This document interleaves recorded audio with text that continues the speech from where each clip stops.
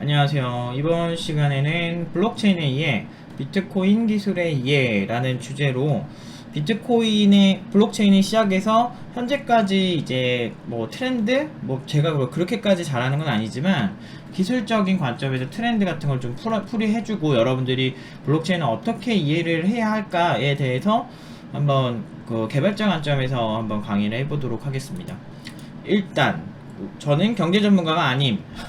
그리고 난 이게 오른다 내린다 전혀 모름. 왜냐면 잘 몰라요. 그리고 잘 하지도 못해요. 그래서 그거는 말씀드리기가 힘들고, 일단 블록체인이란 이라고 해서 2009년 사토시 나카모토가 제안한 논문에서 시작된 이라고 해가지고 요런 이제 그 논문이라고 해야 될까, 요런 게 있습니다. 요게 어디서 있냐면 bitcoin.org bitcoin.pdf라는 파일을 보시면 돼요. 지금 요 홈페이지 가면 백서를 볼 수가 있는데 비트코인 피어 투피어 일렉트로닉 캐시 시스템이라고 해서 2009년도에 이런 이제 자신은 사토시 나카모토라고 소개를 하는데, 그 신상이 어디 사람인지 뭐 이렇게 그게 밝혀지지가 않았어요. 그래서 사실 저도 뭐 궁금하긴 한데, 아무튼 이렇게 소개를 해요.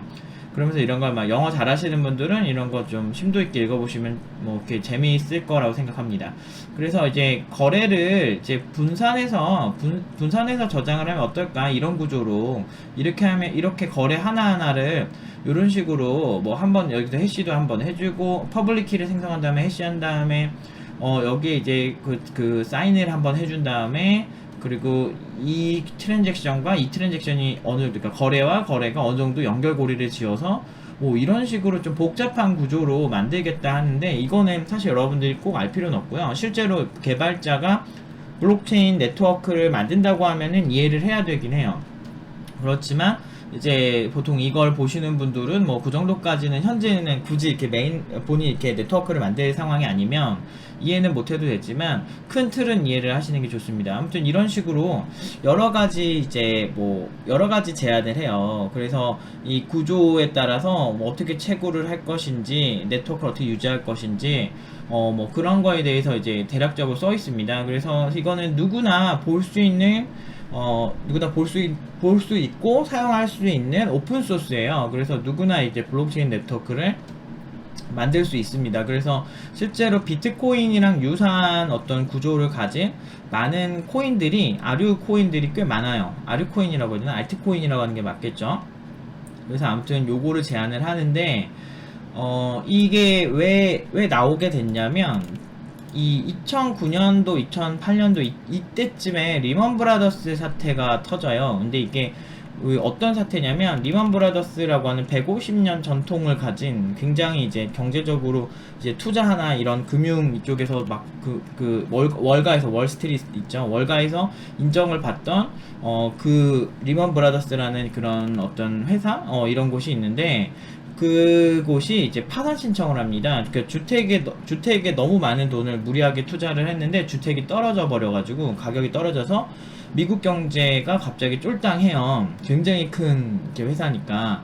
그래서 쫄당하는데, 근데 이때 이거를 극복하기 위해서 미국 경제가 양적 완화를 시도를 해요. 양적 완화가 뭐냐면, 화폐를 많이 발행을 해서 보통 그런 거 있잖아요. 뭐 이렇게 일본에서 환율이 이제 좋을 때는 일본 환율이 되게, 일본 입장에서는 뭐 예를 들어서 뭐 요 로션 하나를 판다고 하면, 예전에는 환율이 좋을 때는 뭐 한국에서 살 때는 뭐 900원이면 샀는데, 막 요즘 같은 경우는 환율이 안 좋잖아요. 그러면 요새 막 이거 하나에 뭐 1100원을 내야 된다든지 뭐 이런 경우가 환율이 나쁘다 그러잖아요.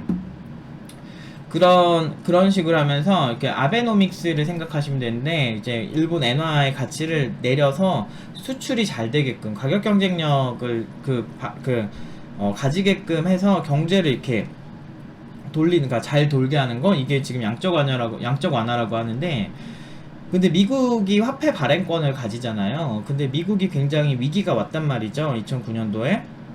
근데 얘네가 이 위기를 극복하기 위해서 달러를 엄청나게 찍어내요. 그러면은 내가 통장에 10,000원을 넣어놨는데 그 시장에 통용되는 화폐가 내가 예전에는 이 화폐를 많이 찍어내면 시장에 화폐 가치가 떨어질 수밖에 없거든요. 이걸 인플레이션이라 그러는데, 이제 이런 인플레이션이 발생하면 제가 뭐 예를 들어서 제 시중에 모든 사람들이 가진 달러의 개수가 100개야. 원래 100개였는데 그 100개가 이제 양적 완화를 하면서 정부에서 100개를 또 찍어냈네. 그러면 어떻게 되냐면 예전에 이거 한 개 주고 살 수 있던 이 로션이 이제는 이제 화폐 가치가 떨어지면서 2개는 줘야 살 수 있는 거예요. 지금 뭐 베네수엘라나 뭐 이런 소위 막 복지국가라고 하는 곳들 있잖아요. 근데 거기 보면 베네수엘라, 잠시만요. 사진 검색 좀. 자, 제가 이거 구글링을 해본 건데요. 베네수엘라에서는 닭 이만큼을 사려면 화폐가 이만큼 많이 필요하다. 이게 뭐냐면 나라가 경제가 안 좋아지면 화폐를 엄청나게 찍어낼 수 있잖아요. 화폐 발행권이 우리나라 같은 경우는 한국은행에 있고 그거를 이제 통솔을 하는 게 이제 정부잖아요. 그렇게 해서 이렇게 이제 휴지 하나 사는데 이만큼의 많은 돈이 필요합니다. 그래서 뭐 이게 종이의 가치보다 더 낮아서 지폐가 이거를 접어서 뭐 종이 접기를 해도 그렇게 해서 작품 만들어 파는 게 더 싸다고 할 정도로 사실 굉장히 이렇게 처참합니다. 요거 하나 사는데 이만큼씩 필요한 거죠. 근데 이 정도로 굉장히 이렇게 인플레이션이 많이 발생하면 화폐의 가치가 떨어지는데 이때 빡치는 게 예를 들어서 현금을 보유하고 있던 사람들 실제로 뭐 북한에서도 화폐 개혁을 한다고 하면서 사실 이런 장난을 굉장히 많이 쳤죠. 양적 완화는 아닌데 이제 막 교환을 해준데 막 엉터리로 교환을 해준다든지 이래서 북한 사람들이나 이런 이제 베네수엘라 같은 이런 나라의 사람들, 그리고 이 당시에는 2009년도에 경제적으로 타격을 입었던 사람들이 뭐야, 자기네들 맘대로 화폐를 찍어내서 화폐 가치를 떨어뜨릴 수 있구나, 정부가. 그래서 거기에 대한 반감이 생긴 거예요. 그래서 탈중앙화라는 이름을 가지고 중앙 정부에게 화폐에 어떤 발행권을 주지 말고 우리끼리 나눠 가지면 어쩔까라고 하는 의외로 철학적이고 의외로 경제학적인 이런 제안을 합니다. 기술적이지만 사실은 굉장히 철학적이라고 생각해요. 굉장히 창의적이고. 그래서 저는 개발자 항상 강조하지만 개발자는 생각보다 창의적인 직업이다 라고는 얘기를 제가 합니다. 이따가 또 더 얘기를 할 거지만, 그래서 이런 식으로 좀 장난치는 게 이제 현금을 정직하게 보유하고 있던 사람들이 굉장히 짜증이 나죠. 근데 실제로 미국이 이거 가지고 굉장히 예전에 소련한테 그렇게 소련을 망하게 했거든요. 소련이 기름을 팔아서 굉장히 달러를 많이 보유를 하는데 소련을 죽이려고 달러를 엄청 발행을 합니다. 그래서 화폐 가치를 내리게 해서 결국에 소련이 되게 힘들어지게 해서 전쟁 한번 안 하고 소련을 망하게 했는데 뭐 그런 방법 같은 거예요. 그래서 이제 현금 가지고 있는 사람이 바보 되는 거지. 그래서 어쨌든 미국은 원하는 만큼 달러를 찍어낼 수 있음. 심각한 인플레이션이 발생하고 탈중앙화의 필요성이 대두되고 비트코인은 일정량 이상 발생하지 않아 그러니까 일정량 이상 발행하지 않아 인플레이션의 강함을 뭐 이렇게 강조를 하면서 이게 이제 해결책이다라고 하는데, 사실 뭐 비트코인의 가격이 워낙에 오르고 내리고 해서 그게 좀 의미가 있는 걸까? 라는 생각이 좀 들긴 해요. 사실 전 잘 모르니까. 그래서 어쨌든 그래서 이제 블록체인에 대해서 얘기를 해볼게요. 블록으로 체인을 엮다. 체인이 다 이렇게 연결돼 있잖아요. 체인이 하나하나 이렇게 이런 식으로 어떤 하나의 이제 동글동글 체인이라는 게 아무튼 이렇게 엮여 있는 느낌이에요. 그래서 그러니까 블록의 체인, 이렇게 서로 블록들이 연결이 돼 있고 그 연결된 원장 분산해서 원장을 저장하자 뭐 이런 건데, 이게 너무 어려운데 이제 이 구조를 일단 봐보세요. 채굴자라고 하는 비트코인의 구조가 보통 채굴자라고 하잖아요. 우리가 이렇게 채굴자라는 게 뭐냐면 비트코인 네트워크를 유지시켜주고 그 유지시킨 만큼 보상을 받는 사람들을 뜻해요. 근데 이제 왜냐면 우리가 중앙집권 방식의 특징이 뭐냐면 서버를 딱 만들어 놓고 그 서버 하나에 접속하잖아요. 우리가 예를 들어서 뭐 롤이라든지 뭐 배그를 하면 배그 서버에 접근하고 롤 서버에 접근을 하잖아요. 게임 서버에. 그러면은 걔네 회사 서버에 접근하는 거 아니야. 근데 문제는 이 블록체인 같은 경우는 걔네 서버에 저장을 하는 게 아니고 이 채굴자 PC, 근데 이게 누구나 할 수 있는 거야. 그러니까 사용자 PC에 접근을 하는 거죠, 정확히 말하면. 근데 이 사람들이 컴퓨터 그냥 켜놓고 무상으로 이걸 제공을 할 수가 없잖아요. 그래서 사람들마다 굉장히 많은 어떤 그 보상을 받게 됩니다. 물론 이거는 상대적이긴 하지만 이렇게 자기의 컴퓨터를 켜놓고 어떤 이 블록체인 네트워크를 유지시켜주기 위해서 아무튼 이렇게 많은 사람들이 이렇게 접속이 돼 있어요. 그러면 이 사람들이 이제 비트코인에서 말하는 채굴자 시스템을 가동을 하면 어떤 사람에게 A가 B에게 비트코인을 보냈음. 아까 되게 복잡했던 그림 있잖아요. 뭐 예를 들어서 이 트랜잭션이라고 제가 아까 비트코인 100세 나온 거 이거 있죠. 여기에 이제 써 있는 거는 근본적으로 그래요. 여기 암호화가 단방향 암호화도 들어있고 뭐 프라이빗 키도 있고 퍼블릭 키도 들어있고 막 대칭키 암호화나 막 공개키 암호화나 막 이런 게 여러 가지가 굉장히 이제 섞여 있더라고요. 그래서 이거 같은 경우는 여러분들이 처음 보기에는 너무 난해하니까 그냥 근데 목적은 이거라는 거죠. 아까 저런 그림이 거래가 한 번이 됐어. 근데 거래라는 게 특별한 게 아니에요. A란 사람이 B에게 비트코인을 보냈어요. 그러니까 예를 들어서 A란 사람이 거래를 했어. 상점에서 뭘 샀어. 이걸 사고 이제 상점 주인에게 결제를 하죠. 비트코인을 결제를 하면 A가 B에게 그쪽 지갑에 내가 값을 치러야 될 거 아니에요. 그래서 그쪽에게 보냈다. 이게 이제 거래 한 번인 거죠. 근데 그 내역을 혼자 갖고 있지 않고 누구나 참여할 수 있는 채굴자, 원하면 누구나 참여할 수 있는 사람들이 분산해서 가지고 있자. 그러니까 무슨 얘기냐면 이게 목격자 증명 시스템처럼 막 이렇게 보시면 돼요. 예를 들어서 만약에 A란 사람이 상점에서 요거를 샀습니다 라고 하는 거를 한 사람만 가지고 있는 게 아니고 증명자로 이렇게 3명이 참여를 해. 그러면은 3명이서 다 기억을 하는 거죠. 그래서 자기들이 본 거를 그 거래가 성립이 될 때까지 3명이 있다는 이 사람이 처음에 목격자면 이 사람이 A가 B에게 비트코인을 보냈어. 그 거래 내역이 나한테 있어. 라고 하면서 자기가 연결된 다른 채굴자의 PC 또는 이 네트워크를 유지시켜주는 사람들의 PC에 동기화를 합니다. 동기화가 뭐냐면 주는 거죠. 서로 똑같이 만드는 거죠. 그래서 A와 B에게 언제 어디서 결제를 해서 어디로 보냈어. 뭐 이렇게 하는 거를 다 갖고 있어요. 그래서 분산해서 같이 저장하자. 왜냐면은 우리 보통 이제 계좌 같은 경우는 내 계좌는 나랑 은행밖에 모르잖아. 근데 얘 같은 경우는 그게 아닌 거예요. 서로 같이 알고 있는 거야. 그래서 완전 다 공개돼서 내 친구의 내 친구 A가 B에게 비트코인을 보냈다는 걸 그 비트코인 누구나 가서 볼 수가 있는 거야. 그래서 거래 내역이 투명하다. 그리고 이제 이 채굴자들이 보상을 받는 시스템이라서, 그리고 이 PC 간의 그 네트워크를 점점 연결하고, 예를 들어서 A가 B에게 뭔가를 보내면 채굴자 PC 이 친구한테 이게 1번, 2번, 3번이라고 합시다.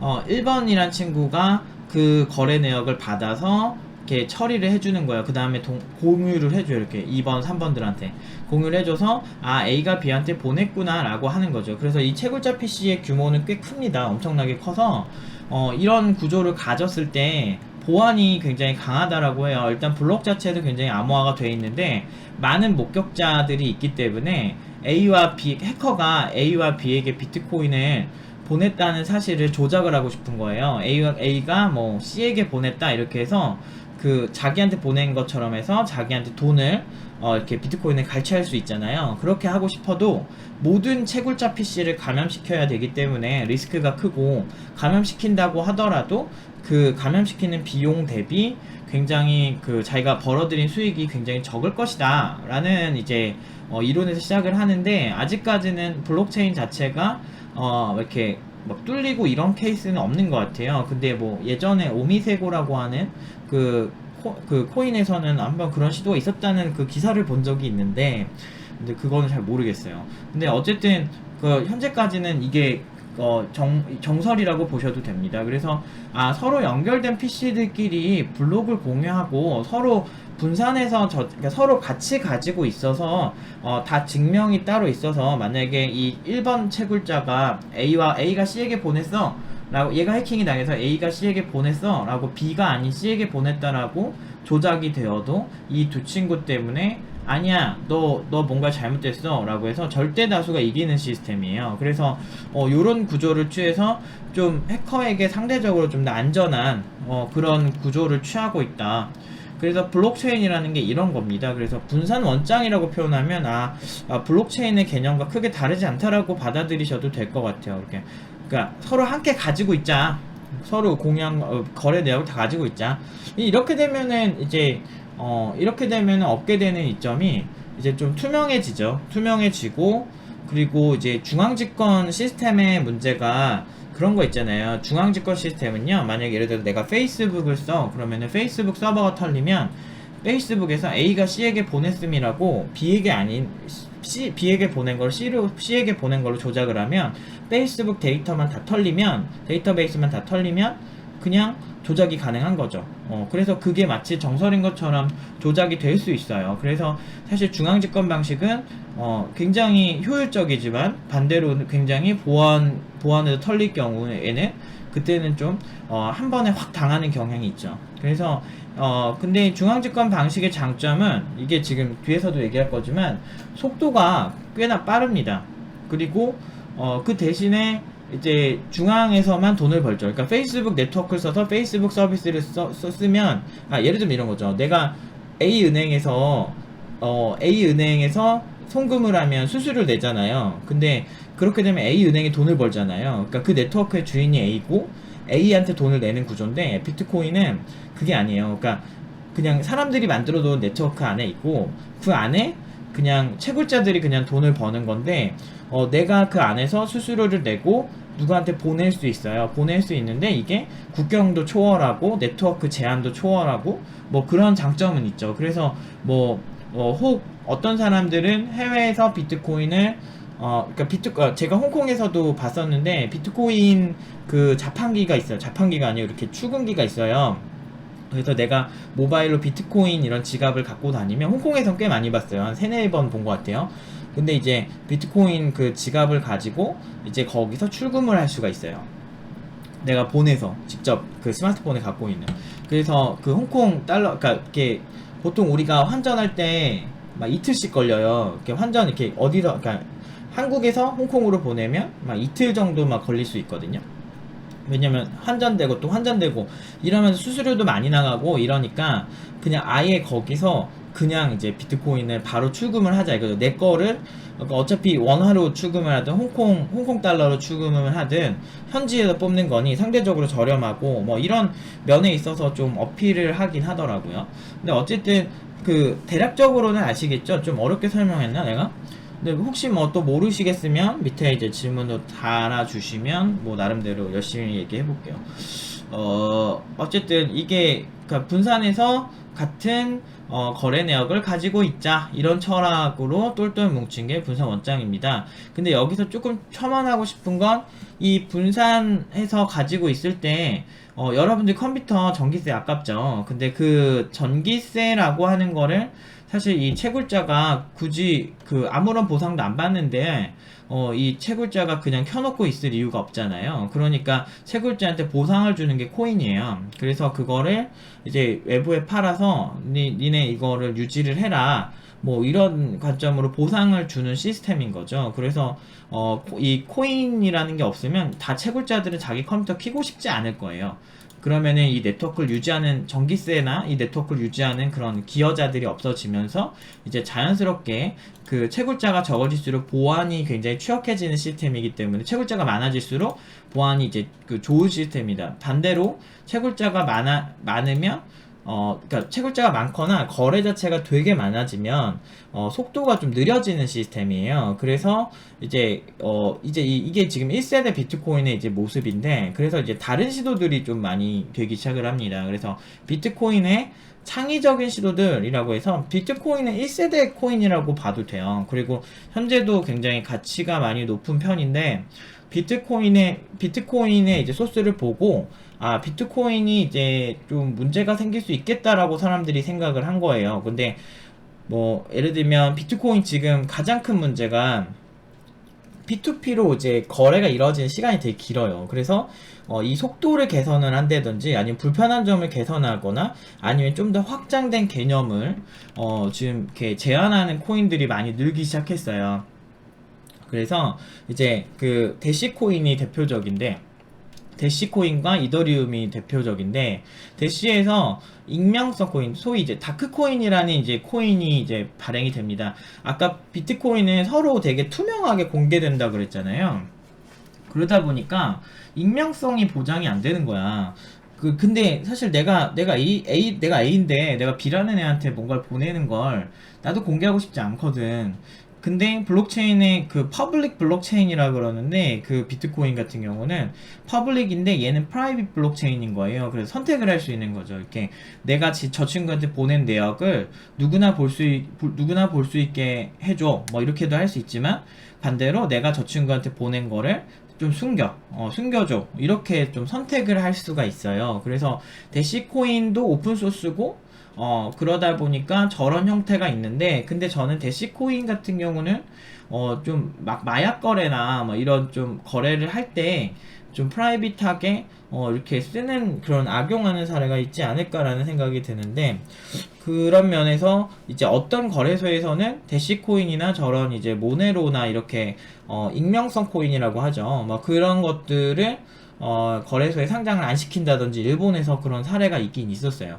그런데 뭐 아직까지는 잘 모르겠습니다. 실사용 측면에서는 그런 것 같아요. 어쨌든 그런 거 한 번 더 이제 이런 기능을 추가한 대시코인이라는 게 나왔었고, 2015년에는 분산 컴퓨팅 플랫폼이라고 해서, 비트코인은 그냥 A에서 B가, 그러니까 A가 비트코인이 있는데 그 사람이 B에게 보냈다, 뭐 이런 식의 어떤 그 거래 내용만 이렇게 저장을 하는 게 되게 심플해요. 비트코인이 그런 면에서. 그래서 누가 누구에게 보냈다, 다 공개적으로 보내고, 또 받고, 뭐 이런 시스템이라면, 이더리움은 거기에 한 단계 더 제안을 한 거죠. 2012년에 비탈릭 부테닌이라고, 그 사람이 그 당시에 17살이었던 걸로 기억을 해요. 해커 출신인 걸로 알고 있습니다.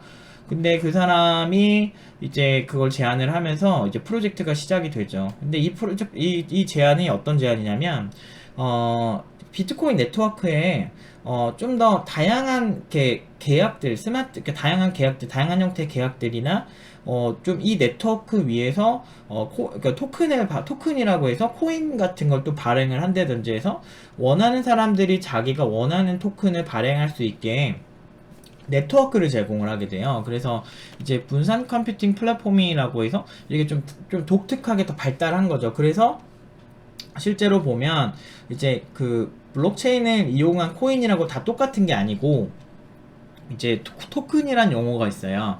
팀노바에서 가르치는 어떤 그 커리큘럼 중에, 뭐 이 수업 같은 블록체인은 뭐 직접적으로 엄청나게 가르치진 않지만, 그래도 포트폴리오 준비할 때 제가 항상 이더리움이나 아니면은 뭐 이오스나 뭐 이런 플랫폼, 뭐 웨이브나 뭐 퀀텀 같은 이런 플랫폼 기반하는 토큰을 한번 발행해보라, 이렇게 학생들한테 이제 조언을 해줄 때가 있어요. 근데 이제 이더리움이 제일 어떻게 보면 대중화가 되어 있어서 이더리움 기반으로 많이 만들거든요. 그게 요즘에도 많이 나오긴 하는데, 그렇게 하면은 내가 직접 아까 그 오픈소스를 비트코인으로 가져와서 만들고 거기에 사용자들을 채굴자들을 참여하게 해서 이거를 구축하는 그런 것보다 훨씬 이더리움 네트워크 위에서 내가 원하는 이름의 토큰을 발행하기가 쉬워져요. 그래서 그런 거를 이제 토큰이라고 합니다. 그래서 굉장히 가치가 높은 토큰 중에도 이렇게 이 네트워크 위에서 발행한 토큰들이 꽤 있어요. 그래서 블록체인 네트워크, 기존에 형성된 블록체인 네트워크를 활용해서 그 위에 코인을 발행할 수 있게, 누구나 코인을 발행할 수 있게 이렇게 한다는 게 굉장히 신선한 아이디어였습니다. 그래서 이거를 활용을 하면 이제 좀 어느 정도 이제 좀 더 이제 앱에 좀 직접적인 무언가를 만들 수가 있게 돼요. 그래서 크립토키티라고 하는 이제 게임도 나왔고, 이더리움 기반에 뭐 그런 이렇게 많은 시도가 있었죠. 그래서 좀 어떻게 보면 코인의 개발을 대중적으로 만들었다.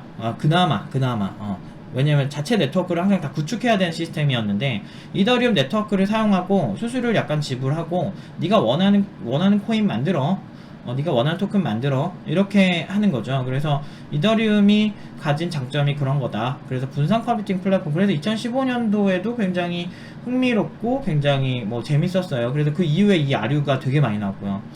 그 다음에 사실 이후에부터 하나하나 얘기하면 웨이브, 뭐 이오스, 뭐 또 뭐 있어, 막 되게 많이 얘기를 하려면 사실 꽤 기술적으로도 조금씩 다르고 할 얘기가 많은데, 이제 확 뛰어서 그렇게 이제 몇 년이 지납니다. 그래서 해시그래프나 질리카, 솔라나, 쿼크 체인에 대해 그러니까 최근에 얘네들이 되게 이슈인데, 얘네들이 이제 말하는 거를 좀 이렇게 완벽하게 제가 알진 못하는데 그래도 좀 기술적으로 살짝만 풀어볼게요.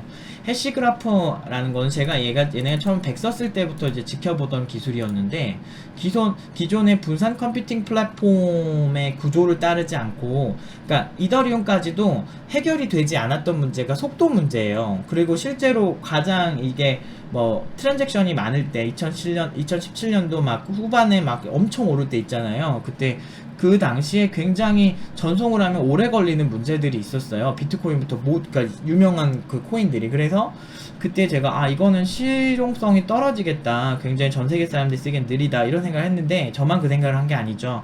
그래서 굉장히 많은 사람들이 해시그래프 같은 경우는 제가 알기로는 하버드 출신의 연구원이었나 교수였나, 그 사람이 수학자인지 잘 모르겠어요. 그 사람이 이걸 제안을 해요. 서로 투표 시스템으로 이제 분산을 하는데, 지금은 분산이 이렇게 심플하게 다 이렇게 연결된 사람들끼리 하나하나 공유하는 시스템인데, 여기서 특정 사람을 랜덤하게 찍어서 투표하는 시스템으로 제가 그때 봤거든요. 그래서 투표를 통해서 어떤 랜덤 투표를 통해서 이 어떤 뭐라고 해야 되지?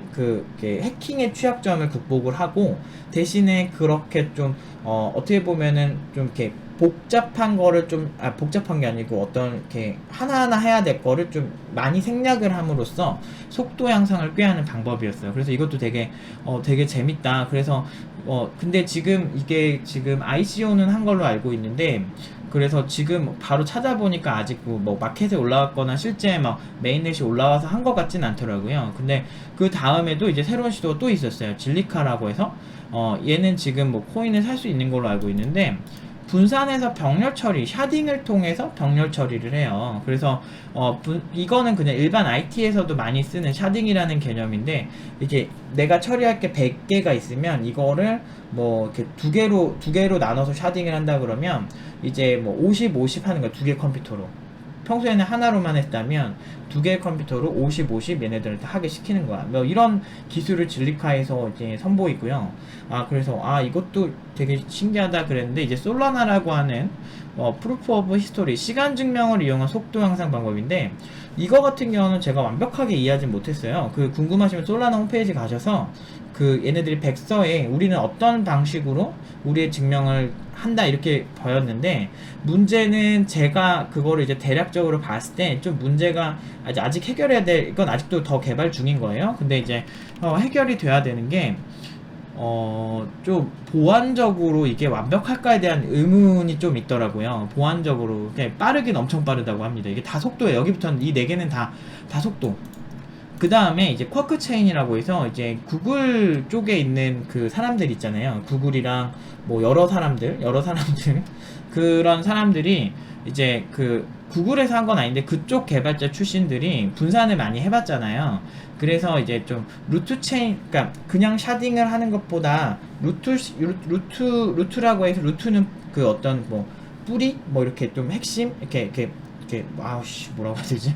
루트 체인을 두고서 그 밑에 샤딩 네트워크, 그러니까 개별적인 네트워크로 좀 계층을 나누는 거죠. 그래서 중요한 거는 루트에 있고, 이제 뭐 덜 중요한 게 이제 뭐 샤딩 네트워크에 있어서 서로 이제 좀 속도를 향상시키는 방법인데, 저도 이거를 대략적으로만 봐서 뭐 정확히 얘는 어떻다라고 말하기 좀 힘들어요. 제가 이거는 항상 제가 말씀드리지만 가서 백서를 보는 게 가장 정확합니다. 소스를 까서 보는 게 더 정확하고요. 그래서 어쨌든 루트 체인을 필두로 하는 샤딩 네트워크 병렬 처리, 그래서 샤딩을 하는데 조금 더 분산화한 거죠. 근데 이런 식으로 이제 굉장히 독특한 구조를 취하거나 더 빠른 속도를 개선해주는 코인들이 나오고 있어요.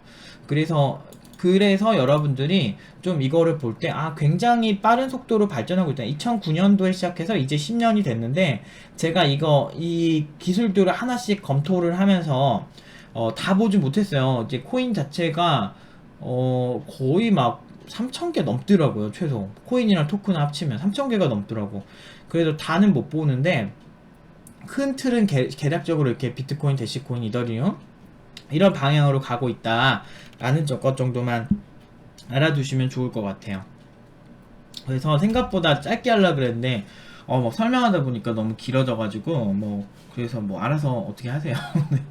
모르겠고 어쨌든 이런 식으로 굉장히 발전하고 있다. 이더리움이 2015년인데 지금 2019년 5월 14일이니까 사실상 4년 만에 진짜 별의별 개념들이 나오고 엄청나게 가서 강연하고 이렇게 발표하고 저는 이걸 다 지켜봤거든요. 제가 이제 이거를 투자를 해서 돈을 벌고 이런 거는 잘 모르는데 그냥 이렇게 관심이 있어서 한 번씩 보는데 굉장히 창의적인 시도가 많습니다. 그리고 굉장히 의외로 개발자들이 철학적이에요. 그래서 여러분들이 이 기술을 보면서 다 이해가 안 되시더라도 생각보다 기술적으로만 바라볼 게 아니구나. 이거를 요런 식으로 속도를 해결할 수도 있네. 요런 식으로 해결할 수도 있네. 그러면은 보안적으로 문제가 생기지 않을까? 그런 이슈가 나오면 그거를 또 해결하는 방법도 만들어내요. 실제로 그러면은 이것만 봤을 때 여러분들 오해할 수 있는 게 질리카, 솔라나, 쿼크체인 이런 것만 써야 되냐, 해시그래프만 써야 되냐 이렇게 생각하실 수가 있는데 사실 그렇진 않고요. 비트코인이나 이제 대시코인이나 이더리움이나 각자 발전하고 있어요, 사실은. 그래서 비트코인에서는 라이트닝 네트워크나 세그윗이라고 하는 이제 좀 더 빠르게 할 수 있거나 습관적인 거에서 좀 더 개선할 수 있는 것들 있죠. 사용자들이 라이트닝 네트워크 같은 경우는 내가 주로 사용하는 곳에서 사용하더라. 이거를 쉽게 얘기하면 국민은행 빠른 이체를 보면 되는데, 내가 주로 보내던 사람들한테는 검증을 최소화해서 빨리 보낼 수 있게 해주는 그런 거 있잖아요. 그런 이제 계좌 송금 방식처럼 라이트닝 네트워크가 그런 거예요. 이런 시도들이 하나하나 되게 많이 시도되고 있어요. 그래서 앞으로 어떻게 될지 모르겠어요. 근데 이게 이제 기술적인 가치가 크다 보니까 많은 사람들이 그거를 잘 알고 투자를 한다거나 이걸 산다고 하는 거나 그런 거 같진 않더라고요. 근데 이제 대략적으로 이제 알고 하시는 것 같은데, 이런 걸 좀 아시면 이제 우리 이제 개발자들 입장에서는 이게 오른다 안 오른다 진짜 모르겠고, 이런 식으로 이제 개발을 할 수가 있구나. 그러면은 나는 어떤 공부를 해야 되지? 라는 거를 좀 대략적으로 좀 틀을 잡으실 수 있을 것 같아서, 물론 굉장히 어렵습니다. 그럼 비트코인 같은 거 잘하려면 어떻게 해요? 라고 할 수가 있는데, 제가 추천하고 싶은 언어는 역시나 C나 C++ 같은 언어인데요. 리더리움 같은 경우는 러스트나 고를 썼더라고요. 구글 고. 그런 거 봤을 때 역시나 팀노바에서 가르치는 멀티랭귀지 시스템이 틀리지 않았다 라는 생각을 합니다. 저는 러스트 굉장히 흥미롭게 보고 있어요. 굉장히 빨라요. 굉장히 빨라요. 그러면서 그래서 이제 이런 그런 언어들, 얘네들이 어떤 걸로 작성이 되어 있는지 봐야 되는데, 주로 이제 C랑 C 공부하고 C++ 공부하시는 게 맞고요. 그 다음에 OSI 7계층, TCP/IP가 뭔지 보셔야 되고, 그리고 아까 보시면 단방향 암호화가 나오고, 그리고 프라이빗 키와 퍼블릭 키를 이제 융합을 해서 사용하는 공개 키 알고리즘, 공개 키 암호 알고리즘도 공부하시고, 그 다음에 분산 처리를 하기 위해서 모르겠다. 너무 이게 생각보다 만만하지가 않아요. 그래서 네트워크에 대한 이해 공부를 하셔야 되고, 서버 입장에서, 그리고 파일 시스템이 어떻게 구성이 되어 있는지 그것도 좀 아셔야 되고, 그리고 스레드의 개념도 아셔야 돼요. 왜냐면 그러니까 실제로 이제 이런 이제 지갑 같은 거를 잘 살펴보면 이제 채굴할 때 너 몇 개 스레드 쓸 거야 하면서 멀티 스레드의 개념도 나와요. 이 소스를 살펴보다 보면. 그래서 그런 것들도 있고, 사실 그래서 개발을 굉장히 잘해야 됩니다. 그래서 팀노바에서는 사실 이런 사람들을 만들기 위해서 애초에 너 무슨 자바 개발자, 무슨 개발자, 사실 이런 거를 그렇게 개의치 않아요. 왜냐면은 이런 게 현실이거든. 굉장히 복잡도가 높은 거죠. 근데 팀노바에 있는 친구들이 지금 엄청 잘 나가는 친구들 많아요. 팀노바 졸업생들 중에 일본이 암호화폐 거래량 한 30% 이상을, 전체 거래량 30% 이상을 엔화로 거래한다 그러더라고요.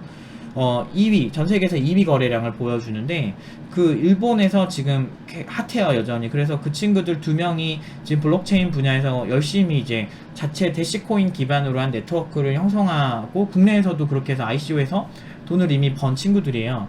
그러니까 벌었다기보다는 아무튼 그렇게 해가지고 런칭해서 그 이제 원천 기술이 있어요. 근데 그거 다 하는 거 보면, 제가 네트워크랑 이제 일반 응용 프로그래밍 방법이랑 기술을 보는 방법이랑 아키텍처 보는 방법, 이런 것들 알려준 게 참 잘했다라고 생각이 들어요. 여러분들이 이제 이런 비트코인 개발자가 되신다고 하신다면, 아까 말씀드린 거 C랑 C++를 아셔야 돼요. 그 다음에 보면은 이더리움도 봐봐요. 고랑 러스트 같은 거 여러 개 섞어서 씁니다. 그러면은 사실 여러 랭귀지에 강해야 된다는 거죠. 그 다음에 네트워크에 대한 이해가 있어야 되고, 암호학에 대한 이해가 있어야 됩니다. 그 다음에 영문서도 봐야 되죠. 이거 봐, 꼬라지 마, 이거 꼬라지 마, 다 영어잖아. 그러니까 그거에 대한 이해도 있어야 되고, 그리고 아까 말한 샤딩에 대한 이해, 그러니까 분산 처리 방법도 알아야 돼. 그러니까 얼마나 어려워. 병렬 처리가 뭔지 어떻게 알아? 그래서 여러분들이 블록체인 개발자가 된다는 건 제대로 그러니까 그냥 이렇게 적당히는 누구나 될 수 있어요. 그런 거 말고 제대로 한다면 그런 기본 공부가 되셨으면 좋겠어요. 그래서 이런 창의적인 이 블록체인 환경을 보면서 저처럼 이제 감탄을 하거나 뭐 이렇게 할 수 있겠죠. 사실 저는 쟤네들이 어떻게 저렇게 만들었는지는 보이죠. 왜냐면 개발자고, 저는 이제 복합적인 개발을 하는 개발자 출신이기 때문에 굉장히 흥미롭고 굉장히 재밌어요. 이걸 보시면 아시겠지만 정말 이 개발자에게도 공부에 따라서 레벨 차이가 보일 수 있구나. 이거 무슨 개발자라면 아무나 막 이렇게 하는 것 같은데 그렇지 않습니다. 굉장히 난이도가 있는 작업들 중 하나입니다. 그래서 여러분들이 블록체인 개발자를 꿈꾸신다면 좀 제가 말씀드린 그런 건 좀 공부하시면 좋고, 자세한 테크트리는 뭐 질문하시면 한번 생각을 해보도록 하겠습니다. 아무튼 여기까지 하도록 하겠습니다.